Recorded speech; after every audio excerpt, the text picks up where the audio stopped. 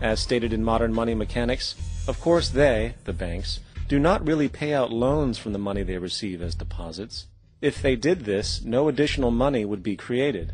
What they do when they make loans is to accept promissory notes, loan contracts, in exchange for credits, money, to the borrower's transaction accounts. In other words, the $9 billion can be created out of nothing simply because there is a demand for such a loan and that there is a $10 billion deposit to satisfy the reserve requirements. Now, let's assume that somebody walks into this bank and borrows the newly available $9 billion. They will then most likely take that money and deposit it into their own bank account. The process then repeats, for that deposit becomes part of the bank's reserves. 10% is isolated, and in turn 90% of the $9 billion, or $8.1 billion, is now available as newly created money for more loans. And, of course, that 8.1 can be loaned out and redeposited, creating an additional 7.2 billion, to 6.5 billion, to 5.9 billion, etc. This deposit money creation loan cycle can technically go on to infinity. The average mathematical result is that about $90 billion can be created on top of the original $10 billion. In other words, for every deposit that ever occurs in the banking system, about 9 times that amount can be created out of thin air. Money jitters? Ask the obliging Bank of America for a jar of soothing instant money, M-O-N-E-Y, in the form of a convenient personal loan. So, now that we understand how money is created by this fractional reserve banking system, a logical yet elusive question might come to mind. What is actually giving this newly created money value? The answer? The money that already exists. The new money essentially steals value from the existing money supply. For the total pool of money is being increased irrespective to demand for goods and services. And as supply and demand finds equilibrium, prices rise, diminishing the purchasing power of each individual dollar. This is generally referred to as inflation, and inflation is essentially a hidden tax on the public. What is the advice that you generally get? And that is, inflate the currency. They don't say debase the currency. They don't say devalue the currency. They don't say cheat the people who are saved. They say lower the interest rates. The real deception is when we distort the value of money. When we create money out of thin air, we have no savings, yet there's so-called capital. So my question boils down to this: how in the world can we expect to solve the problems of inflation, that is, the increase in the supply of money, with more inflation? Of course, it can't. The fractional reserve system of monetary expansion is inherently inflationary. For the act of expanding the money supply, without there being a proportional expansion of goods and services in the economy, will always debase a currency. In fact, a quick glance at the historical values of the US dollar versus the money supply reflects this point definitively, for the inverse relationship is obvious. $1 in 1913 required $21.60 in 2007 to match value. That is a 96% devaluation since the Federal Reserve came into existence. Now, if this reality of inherent and perpetual inflation seems absurd and economically self-defeating, hold that thought, for absurdity is an understatement in regard to how our financial system really operates. For in our financial system, money is debt. And debt is money. Here is a chart of the U.S. money supply from 1950 to 2006. Here is a chart of the U.S. national debt for the same period. How interesting it is that the trends are virtually the same.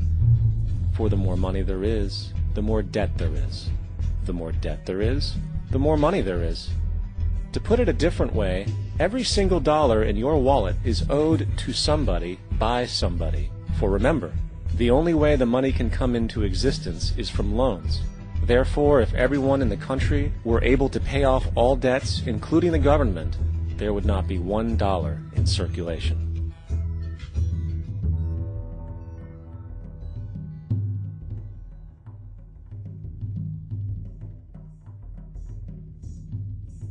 In fact, the last time in American history the national debt was completely paid off was in 1835 after President Andrew Jackson shut down the central bank that preceded the Federal Reserve.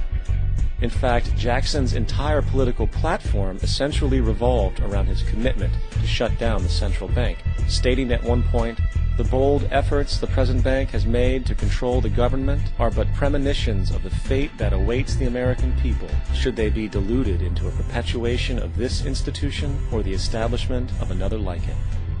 Unfortunately, his message was short-lived, and the international bankers succeeded to install another central bank in 1913, the Federal Reserve. And as long as this institution exists, perpetual debt is guaranteed.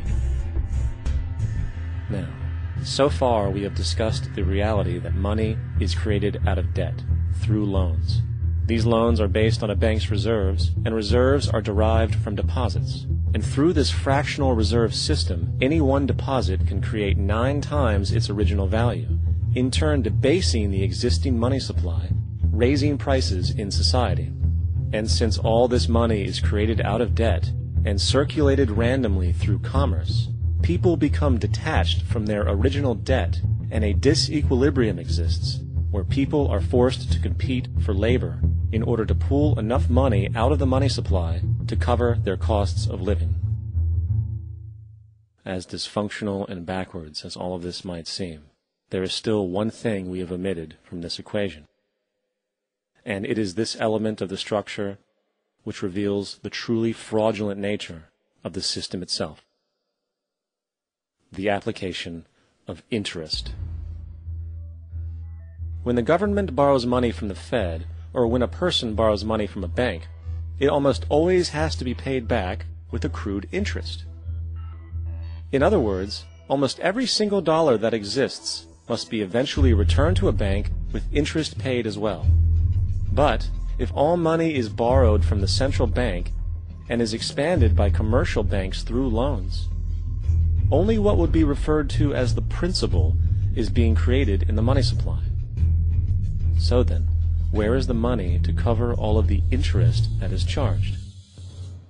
Nowhere. It doesn't exist. The ramifications of this are staggering, for the amount of money owed back to the banks will always exceed the amount of money that is available in circulation. This is why inflation is a constant in the economy, for new money is always needed to help cover the perpetual deficit built into the system, caused by the need to pay the interest. What this also means is that mathematically, defaults and bankruptcy are literally built into the system, and there will always be poor pockets of society that get the short end of the stick.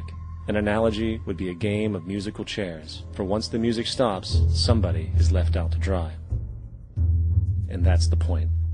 It invariably transfers true wealth from the individual to the banks.